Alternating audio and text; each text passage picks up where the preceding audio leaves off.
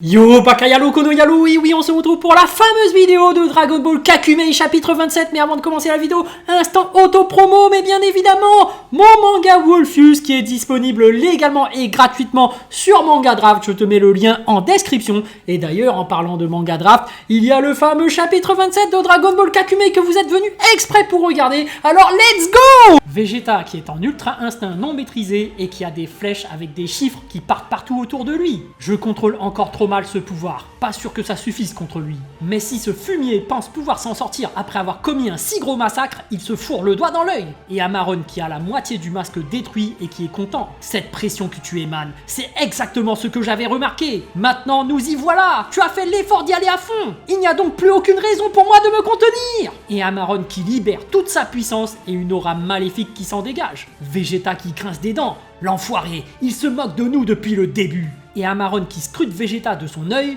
c'est celui qui fait preuve de la plus grande clairvoyance qui, à la fin, sort victorieux. Amaron qui s'élance alors et tente de frapper Vegeta qui esquive. On peut voir une flèche contourner Amaron pour le frapper par derrière. Et Vegeta qui suit la flèche et frappe Amaron en plein sur le dos de son crâne d'un violent revers. Amaron qui tilte alors. Ses déplacements, son aura et se calme. Vegeta qui ferme les yeux et concentre son ki dans le point droit. Il met alors un direct qui se fait stopper net par une aura sombre matérialisée par Amaron. Amaron qui se cache alors derrière cette sombre aura et se dit « Ma barrière de ki absorbe ergonomiquement les coups, ce n'est pas aujourd'hui qu'il passera ma défense. » Mais Vegeta qui ferme les yeux et reste immobile. On peut distinguer des flèches partant dans plusieurs directions. Il ne bouge plus. Vegeta qui s'élance alors dans une direction et suit une de ses flèches qu'il a tracées pendant qu'Amaron se pose des questions.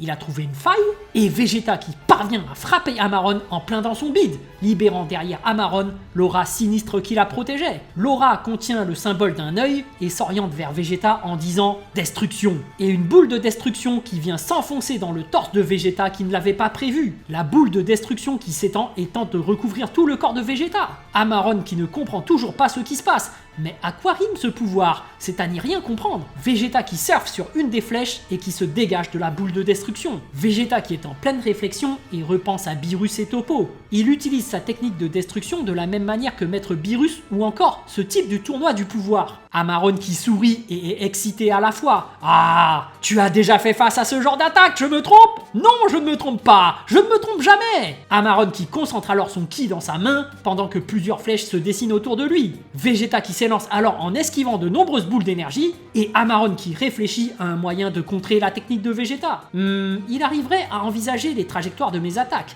l'entièreté des scénarios possibles et à trouver celui qui l'avantage. Toutefois, ces attaques ne sont pas drastiquement plus puissantes par rapport à ses formes précédentes. De plus, même le scannant, il n'a pas l'air de ne pas vraiment savoir lui-même ce qu'il fait. Il ne maîtrise rien du tout et est obligé de marquer des temps de pause pour réfléchir à toutes les voies possibles. La voilà la faille. Vegeta qui ferme les yeux et des flèches qui partent de nouveau dans tous les sens. Amaron qui réfléchit et élabore un plan. Je dois multiplier les options possibles afin que ma faille lui prenne trop de temps à repérer. Pendant ce laps où il est vulnérable et cherche, je peux lui asséner mes coups. C'est comme jouer un véritable coup de poker. Amaron qui s'élance alors en bondissant dans tous les sens.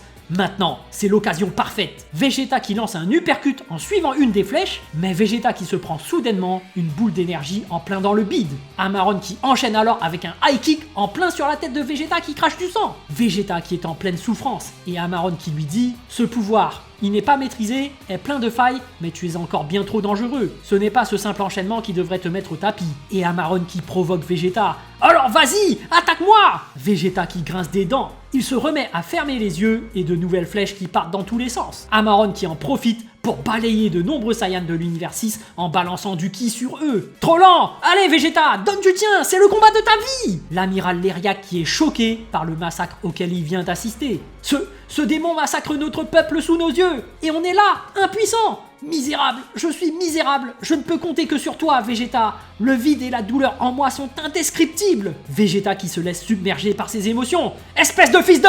Amaron qui est content. Oui, voilà, tu vois ce que tu m'obliges à faire pour que tu m'obéisses? Vegeta qui s'élance alors vers Amaron en faisant un salto avant à pleine puissance. Amaron qui est pris au dépourvu. Et merde, bien joué! Et Vegeta qui écrase la tête d'Amaron et l'enfonce au sol. Encaisse ça, connard! Amaron qui riposte en envoyant une boule de ki, mais Vegeta qui l'esquive facilement. Amaron qui laisse alors s'échapper de la fumée de sa bouche. Chacun de tes coups est si précis, si impactant. Tu m'as fait perdre énormément de force. C'est vrai, mais je ne vais pas m'en plaindre. En revanche, le temps que tu mets à te concentrer sur ta technique avant chacune de tes ruées vers moi est tellement important que tu ne peux pas forcément prendre le risque à chaque fois. Au vu de ce que je viens de faire juste avant, Vegeta qui s'énerve. Abrège-moi ces sottises! Mais Amaron qui le défie du regard.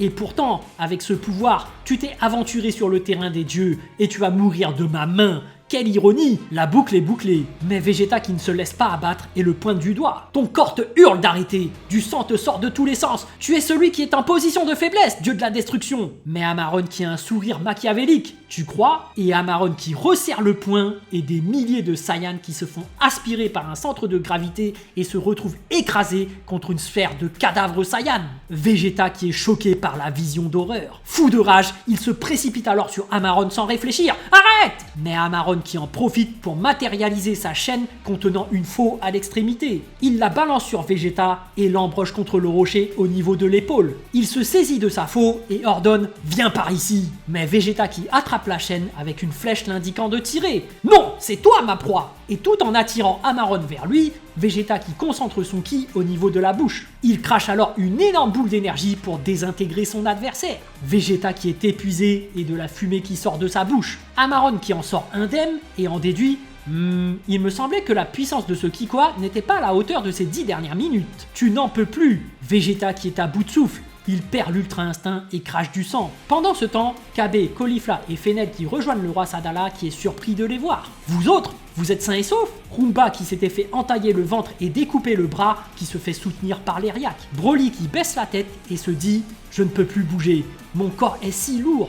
Kale est toujours allongée et inconsciente. Le roi Sadala qui constate Vegeta a eu recours à un pouvoir mystérieux, mais il ne le maîtrisait pas encore à 100%.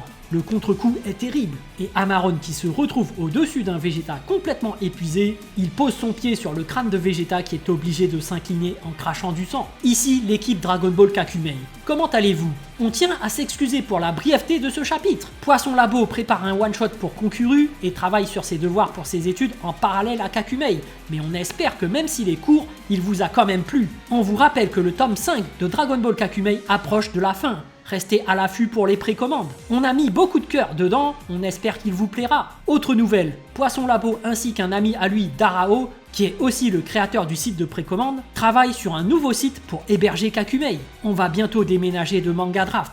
On a plusieurs problèmes avec la plateforme. On veut vous offrir la meilleure expérience de lecture possible, donc voilà, soyez vigilants. Alors, on se dit rendez-vous le 25 mai 2024 pour le chapitre 28. Restez connectés. L'équipe Dragon Ball Kakumei, Darkoz, youtubeur @Darkoz, créateur du projet, scénariste, porte-parole, Poisson Labo, Instagram @Poisson Labo, dessinateur, storyboarder, graphiste, Rinko, Twitos @RinkoDBK, scénariste, superviseur, lettreur version anglaise. Merci à Yags @Yagzoo pour sa contribution dans la gestion de nos différents réseaux sociaux.